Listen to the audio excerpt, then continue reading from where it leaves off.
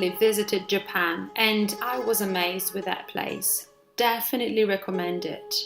While I was there, I met with a friend of mine, Andrea, who's currently living and working in Osaka. We spent a day out together and I got to know a bit more not only about the Japanese lifestyle, but also about Andrea's job as an English teacher. Come and have some coffee with us. I hope you enjoy the video.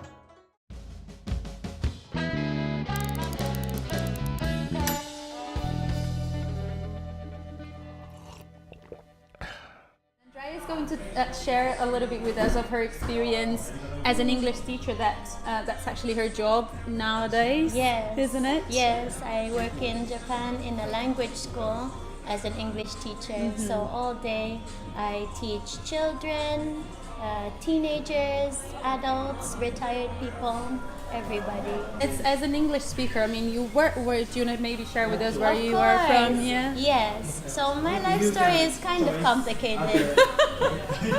I was born in the Philippines, and half of my family are English as well. So half Filipino, half English. But my accent sounds American. I lived in Canada for 4 years, and I kept the accent. Okay. And we lived in Russia together, so it's very complicated. Too many places, yes. I believe. Yes. Yeah. We became friends in Russia. Yeah. In the same school. In the same school, working with children from all over the world. Mainly your students are Japanese, I believe. Yes, most of them. Yes. Is there any particular challenge with this, with the fact that they are Japanese? Any maybe sound trouble or diction? Yes, sound Must trouble. be tricky. There's a few because there's some letters in the English language that aren't in the Japanese alphabet. So, for example, the letter V doesn't exist. So they use B. Okay. And let me think. The letters R and L are the same thing in Japanese. So this we need to work on, especially with the adults, so that they can sound more fluent. Do you speak Japanese or not? Not so much. Not so much. And how is it for you, like as an English speaker? It's fun, and I think there is a language barrier, and it's I think my responsibility to learn Japanese, being a resident here. I think the Japanese people in general are very helpful and very kind, and they help us when we're stuck, which is a lot. There are actually 3 alphabets in Japanese, which is kanji, hiragana, katakana. Okay. I can read 2 of them. The third one's really difficult. But as you were saying, they are very helpful here. Today we went in this park in Nara, and then we saw lots of deers there, and it was a lovely space to be. And whenever we felt lost or we didn't really know the way, they were very helpful.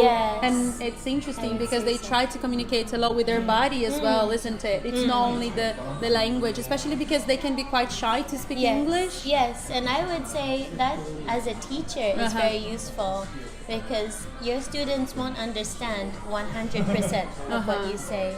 So you use your body language to help them communicate. It goes both ways. And it was interesting because today in Nara we also met this group of students from what part of Japan? Sorry, I can't really remember. That's okay. It was from Nagoya. Nagoya. Yes, they were from Nagoya on a school trip to Nara. And they came to us and asked us some small questions about where we were from. Yes. You are a native speaker, so you didn't have to learn English. We are very lucky that everyone turns to English as a universal language. But then very disadvantaged because we can relax with our English. I've lived in many countries, but I'm so embarrassed that I can't speak any other language other than English. I see. Yes. Yeah, I was actually talking to a friend of mine about it the other day. because that's exactly the feeling, like I don't have to, because many people actually speak my own language, so I'm not challenged to learn someone else's language. Yes. Are there any other languages that you would like to speak? I'd like to speak all the languages. That's my problem. So I'm not good at focusing on one thing. So I need to focus and learn just Japanese rather than French and Russian and Spanish and Portuguese. Yeah, no, fair enough, fair enough. It was lovely meeting you here for our little coffee time.